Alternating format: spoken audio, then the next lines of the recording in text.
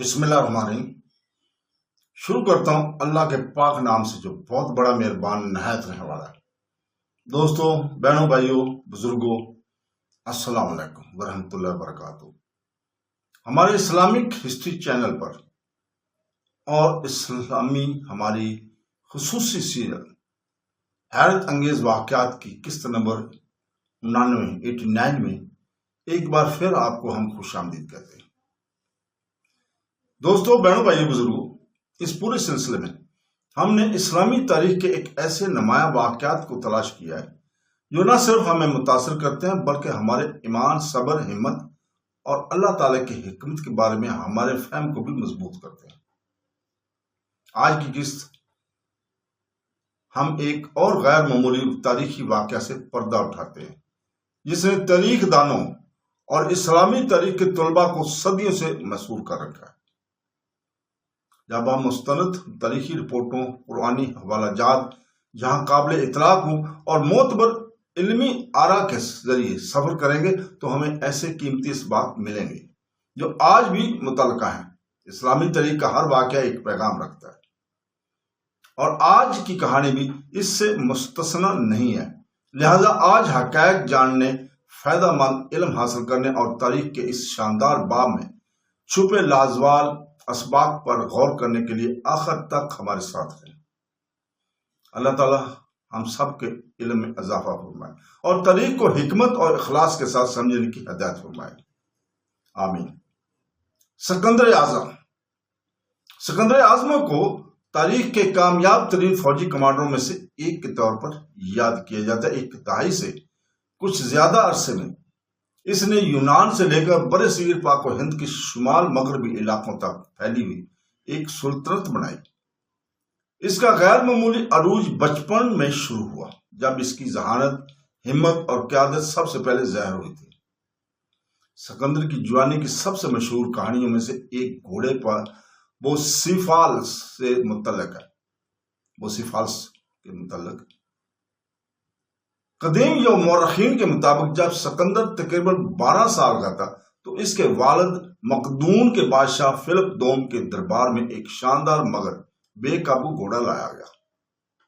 بہترین گھڑ سوار اسے قابو کرنے میں ناکام رہے اور بہت سے لوگوں کا خیال تھا کہ یہ جانور بہت خطرناک تھا۔ سکندر نے گھوڑے کو غور سے دیکھا اور محسوس کیا کہ یہ اپنے ہی سائے سے خوفزدہ ہے۔ اس نے سکون سے گھوڑے کا رخ سورج کی طرف کیا تو سایہ غائب ہو گیا۔ آہستہ سے اسے سکون بخشا اور کامیابی سے اس پر چڑھ گیا۔ پورا شاہی دربار حیرت سے دیکھتا رہا۔ کنگ فلپ دوم نے مبینہ طور پر اپنے بیٹے کو گلے لگایا اور اعلان کیا کہ مقدونیہ اس کے لیے بہت چھوٹا ہے، یہ پیشین گوئی کرتے ہوئے کہ وہ ایک دن بہت بڑی دنیا کا فاتح بنے گا۔ سکندر 356 قبل مسیح میں ریاست مقدون کے دارالحکومت پیلا میں پیدا ہوا۔ ان کے والد فلپ دوم نے مقدونیہ کو قدیم دنیا کی مضبوط ترین فوجی طاقتوں میں سے ایک میں تبدیل کر دیا۔ اس کی ماں ملکہ اولمپیاس، جس نے سکندر کو یہ یقین کرنے کی ترغیب دی کہ وہ عظمت کا مقدر ہے۔ 13 سال کی عمر میں فلپ نے مشہور یونانی فلسفی ارسطو کو سکندر کا ذاتی ٹیوٹر مقرر کیا۔ ارسطو کی رہنمائی میں سکندر نے فلسفہ، سیاست، اخلاقیات، ادب، سائنس، جغرافیہ، طب اور فوجی حکمت عملی کا مطالعہ کیا۔ تعلیم کے ان سالوں نے اسے ایک ایسے رہنمائی کی شکل دی جو علم اور فتح دونوں کی قدر کرتا تھا۔ 336 قبل مسیح میں جب سکندر کی عمر صرف 20 سال ہوئی تھی، بادشاہ فلپ دوم کو قتل کر دیا گیا تھا۔ مورخین اس قتل کے پیچھے محرکات پر بحث کرتے رہتے ہیں اور ان لوگوں کے بارے میں کئی نظریات موجود ہیں جنہوں نے اس سے فائدہ اٹھایا ہوگا۔ حالات جیسے بھی ہوں، سکندر کو فوراً تخت کا وارث مل گیا۔ تاہم بادشاہ بننا سلامتی کی ضمانت نہیں دیتا تھا۔ کئی یونانی شہر ریاستوں کا خیال تھا کہ نوجوان حکمران کے پاس اپنے والد کی سلطنت کو برقرار رکھنے کے لیے تجربے کی کمی تھی اور اس نے جلدی سے بغاوت شروع کر دی۔ سکندر نے غیر معمولی رفتار اور عزم کے ساتھ کام کیا۔ اس نے اندرونی بغاوتوں کو کچل دیا، مقدونیہ کی سرحدوں کو محفوظ بنایا اور یونانی شہر ریاستوں پر اپنا اختیار دوبارہ قائم کیا۔ جب تھبیس کے شہر نے بغاوت کی تو اسکندر نے بغاوت کو شکست دی اور شہر کے زیادہ تر حصے کو تباہ کر دیا۔ ایک طاقتور پیغام بھیجا کہ مزید مزاحمت برداشت نہیں کی جائے گی۔ ان کے فیصلہ کن اقدامات نے ایک نڈر اور قابل حکمران کے طور پر ان کی ساکھ کو قائم کیا۔ یونان کو محفوظ کرنے کے بعد اسکندر نے اپنی توجہ مشرق کی طرف طاقتور فارسی سلطنت کی طرف موڑ دی، جس پر بادشاہ دارا کی حکومت تھی۔ اگرچہ فارس کے پاس بے پناہ دولت، وسیع علاقے اور بہت بڑی فوج تھی، لیکن اسکندر نظم و ضبط، رفتار اور جدید جنگی حکمت عملی پر انحصار کرتا تھا۔ 333 قبل مسیح میں دونوں فوجیں اسوس کی جنگ میں آمنے سامنے ہوئیں۔ الیگزینڈر نے ذاتی طور پر فارسی خطوط کے مرکز کی طرف ایک بہادر گھڑ سوار فوج کو میدان جنگ سے بھاگنے پر مجبور کیا، جس نے دارا کو جنگ کے بعد خاندان بشمول اس کی ماں، بیوی اور بیٹیاں گرفتار کر لیے گئے تھے۔ ان کی تذلیل کرنے کی بجائے اسکندر نے ان کی حفاظت اور وقار کو یقینی بناتے ہوئے ان کے ساتھ بہت احترام کے ساتھ برتاؤ کیا۔ سخاوت کے اس مظاہرے نے ان کے دشمنوں میں بھی تعریف حاصل کی اور فاتح اور مدبر دونوں کے طور پر اس کی ساکھ کو بڑھایا۔ دارا نے بعد میں سکندر کو اپنی سلطنت کا ایک بڑا حصہ پیش کر کے یمن کے لیے بات چیت کرنے کی کوشش کی۔ سکندر نے انکار کر دیا، یہ مانتے ہوئے کہ معلوم دنیا میں پر صرف ایک حکمران ہی غلبہ پا سکتا ہے۔ فیصلہ کن تصادم 331 قبل مسیح میں گوگمیلا کی لڑائی میں ہوا۔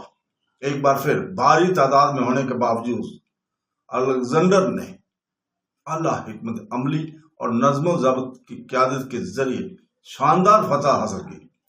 دارا دوسری بار فرار ہو گیا، لیکن بعد میں اس کے اپنے ہی چند رئیسوں نے اسے قتل کر دیا۔ الیگزینڈر نے ذمہ داروں کو سزا دی اور حکم دیا کہ دارا کو ایک شکست خوردہ حریف کے احترام کا مظاہرہ کرتے ہوئے شاہی دفن کیا جائے۔ فارسی سلطنت کے زیر تسلط سکندر نے مصر کی طرف پیش قدمی کی، جہاں اس کا استقبال فارسی حکمرانی سے آزاد کرنے والے کے طور پر کیا گیا۔ اس نے بحیرہ روم کے ساحل پر اسکندریہ شہر کی بنیاد رکھی، اسے تجارت، سیکھنے اور ثقافت کے مرکز کے طور پر تصور کیا۔ یہ شہر بعد میں قدیم دنیا کے سب سے بڑے فکری مراکز میں سے ایک بن گیا، جو اپنی لائبریری اور لائٹ ہاؤس کے لیے مشہور تھی۔ اس کے بعد سکندر نے وسطی ایشیا میں اپنی مہم جاری رکھی اور بالآخر برصغیر پاک و ہند کے شمال مغربی علاقوں تک پہنچ گیا۔ وہاں اس کا سامنا بادشاہ پورس سے ہوا، جو دریائے بانڈاسپس کے قریب علاقے پر حکومت کیا کرتا تھا۔ ہائیڈاپس کی جنگ سکندر کی سب سے مشکل مہمات میں سے ایک تھی، کیونکہ اس کی فوج نے پہلی بار طاقتور جنگی ہاتھیوں کا سامنا کیا۔ شاید مزاحمت کے باوجود سکندر نے محتاط منصوبہ بندی اور پرعزم قیادت کے ذریعے فتح حاصل کی۔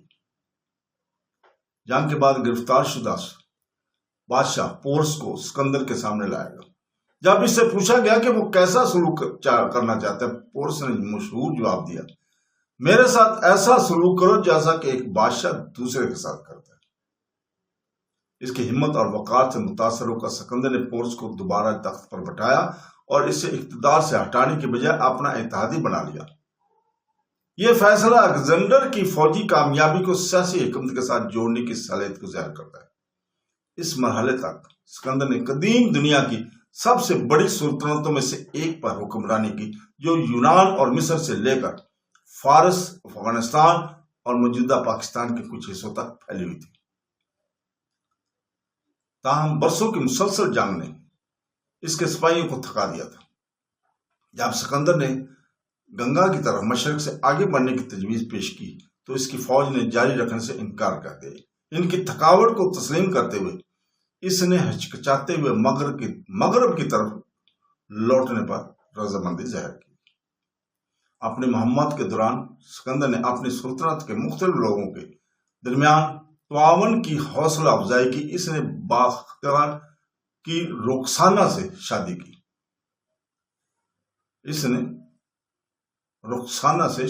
اور بعد میں مقدونیوں اور فارسیوں کے درمیان سیاسی اتحاد کو مضبوط کرنے کی کوشش میں فارسی شہزادیوں سے شادی کی۔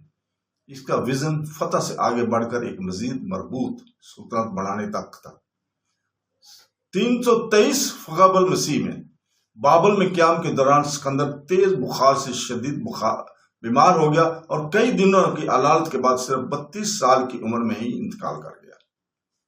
مورخین اس کی موت کی صحیح وجہ پر بحث کرتے رہتے ہیں، بیماری، انفیکشن یا دیگر قدرتی وجوہات جیسے امکانات تجویز کرتے ہیں، لیکن عالمی سطح پر کوئی ایک وضاحت قبول نہیں کی گئی ہے۔ اگرچہ اس کی موت کے بعد اس کی سلطنت اس کے جرنیلوں میں تقسیم ہو گئی تھی، لیکن سکندر کا اثر صدیوں تک جاری رہا۔ اس کی فوجی مہمات نے یونانی ثقافت کو ایشیا اور مشرق وسطی کے بیشتر حصوں میں پھیلا دیا، جس سے بلسٹک دنیا کی تخلیق ہوئی، جہاں یونانی، مصری، فارسی اور ایشیائی روایت آپس میں جڑی اور پروان چڑھی۔ آج سکندر اعظم تاریخ کے سب سے زیادہ بااثر فوجی رہنماؤں سے ایک ہے، جسے نہ صرف ان کے شاندار فتوحات کے لیے یاد کیا جاتا ہے بلکہ اپنے پیچھے چھوڑے گئے دیر پا ثقافتی ورثے سے بھی یاد کیا جاتا ہے۔ یہ وزن تاریخ کے لحاظ سے ترتیب دیا گیا تاریخی طور پر محتاط زبان استعمال کرتے ہوئے، جہاں ذرائع مختلف ہوتے ہیں، غیر تعاون یافتہ دعووں کو ہٹایا گیا۔ تو دوستو، اس کے ساتھ ہی ہم اجازت چاہتے ہیں۔ اگلی قسط میں پھر انشاءاللہ تعالی ہم آپ کے سامنے حاضر ہوں گے، نئی قسط کے ساتھ، ولولہ انگیز قسط کے ساتھ۔ اللہ حافظ۔